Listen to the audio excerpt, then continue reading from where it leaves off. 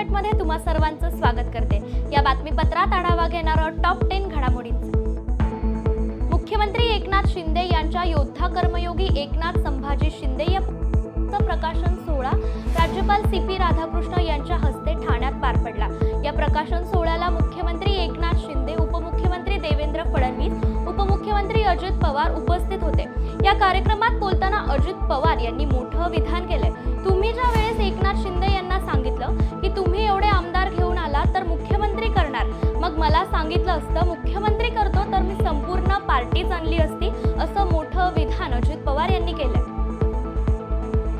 पानिपत येथे 14 जानेवारी 2025 रोजी पानिपत मराठा शौर्य दिन मोठ्या उत्साहात साजरा करण्यात येणार आहे, अशी माहिती अखिल भारतीय मराठा जागृती मंच पानिपत आणि शौर्य यात्रा कंपनीतर्फे 2,500 रुपयात पानिपत दर्शन यात्रेचं आयोजन केले असल्याची माहिती राष्ट्रीय समन्वयक मिलिंद पाटील यांनी जळगावात बुधवारी घेतलेल्या पत्रकार परिषदेत दिली आहे। महाराष्ट्रातल्या प्रत्येक नागरिकाचं असं कर्तव्य बनतं, हे माझं मत आहे की प्रत्येकाने एकदा त्या कार्यक्रमाला यायचं, तिथली माती आपल्या कपाळाला लावावी, म्हणजे आपण धन्य होतो की आपल्या पूर्वजांनी या देशाच्या रक्षण करण्यासाठी हजारो किलोमीटर प्रवास करून उपाशी तापाशी युद्ध करून या देशाचे रक्षण केलं।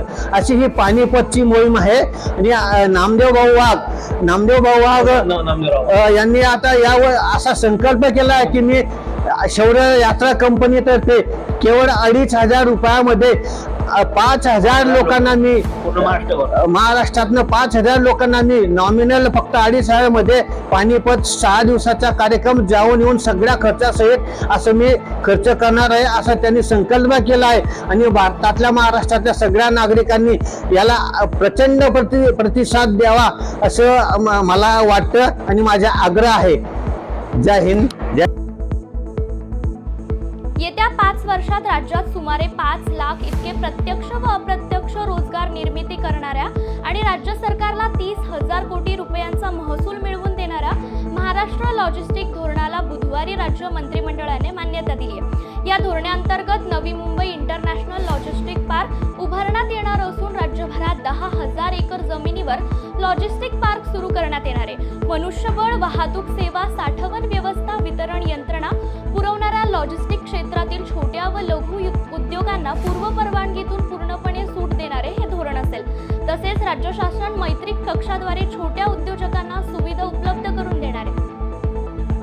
मराठ्यांचं सरसकट ओबीसीकरण करू नये, ओबीसींची जात निहाय जनगणना करावी, अशी ओबीसींसाठीच्या मागण्या घेऊन नागपूर येथून निघालेल्या मंडळ यात्रा यवतमाळ, चंद्रपूर, गडचिरोली, भंडारा जिल्ह्यातून प्रवास करत गोंदियात दाखल झाली आहे। ओबीसी संघटनांच्या वतीनं गोंदियाच्या फुलचूर नाक्यावर यात्रेचं स्वागत करण्यात आलंय। त्यानंतर शहरातील ग्रीनलँड लॉन येथे यात्रेचा समारोप करण्यात आलाय। यात्रेच्या समारोपीय कार्यक्रमात ओबीसींची जाती निहाय जनगणना व्हायलाच पाहिजे, अशी मागणी ओबीसी बांधवांनी केली आहे।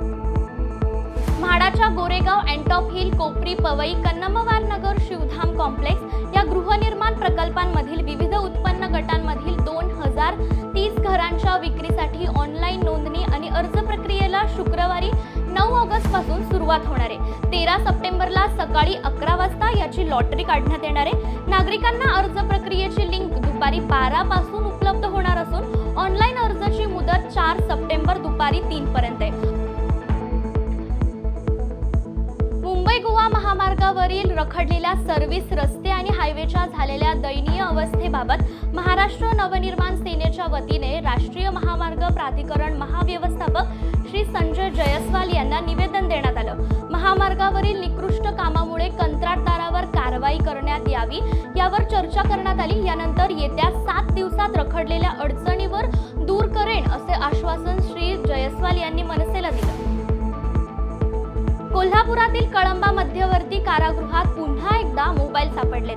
5 मे पासून आतापर्यंत घेतलेल्या झडतीमध्ये तब्बल 46 मोबाईल आढळून आलेत। कारागृहातील पाण्याचे हौद, शौचालय, मोकळ्या जागेत हे मोबाईल लपविल्याचं समोर आले। या प्रकरणी तुरुंग अधिकाऱ्यांनी राजवाडा पोलीस स्टेशनमध्ये वेळोवेळी गुन्हा दाखल केले होते। असं असलं तरी कारागृहाच्या सुरक्षा भिंती ओलांडून इतक्या मोठ्या प्रमाणात मोबाईल कारागृहात पोहोचतात कसे, असा सवाल उपस्थित केला जातो। विना परवानगी झाड तोडल्यास 50,000 रुपये दंड भरावा लागणार आहे। मंत्रिमंडळाच्या बैठकीत वन विभागाने हा महत्त्वाचा निर्णय घेतलाय। त्यामुळे आता विना परवानगी एक झाड तोडलं तर 50,000 रुपये दंड भरावा लागणार आहे। यापूर्वी यासाठी 1,000 रुपयांचा दंड आकारला जात होता। मात्र झाडांची कत्तल करताना किंवा झाडे तोडताना होणाऱ्या परिणामाचा विचार करूनच दंड वाढवण्याचा निर्णय घेण्यात आलाय। विना परवानगी जंगल तोडणाऱ्यांसाठी वन विभागानं हे मोठं पाऊल उचललंय। लवकरच याबाबतचा शासन निर्णय पारित केला जाणार आहे। लातूरच्या शिरूर अनंतपाळ पोलीस ठाण्याच्या हद्दीतून मांजरा नदीतून अवैधपणे वाळूचा उपसा करून विक्री करण्याच्या उद्देशाने साठवणूक करून ठेवलेली वाळू स्थानिक गुन्हे शाखेने जप्त केली आहे।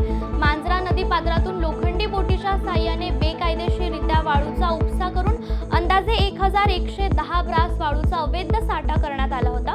महसूल विभाग आणि पोलिसांच्या कारवाईत 5 जणांवर गुन्हा दाखल करण्यात आला असून 5 लोखंडी बोटी आणि वाळू असा एकूण 64,40,000 रुपयांचा मुद्देमाल जप्त करण्यात आला आहे। उजनी व वीर धरणातून सोडण्यात आलेल्या पाण्यामुळे भीमा नदीला पूर आलाय। गेले 2 दिवस नदीकाठची गावे चिंतित होती। पंढरपूर येथील व्यसायण नगर व अंबाबाई पटांगण झोपडपट्टीतील घरांमध्ये शिरलेलं पाणी बुधवारी दुपारनंतर नदीपात्रात माघारी फिरलंय। त्यामुळे या झोपडपट्टीतील घरांनी मोकळा श्वास घेतलाय। वेळ झालीये टॉप 10 मध्ये इथेच थांबायची। तुम्ही पाहत रहा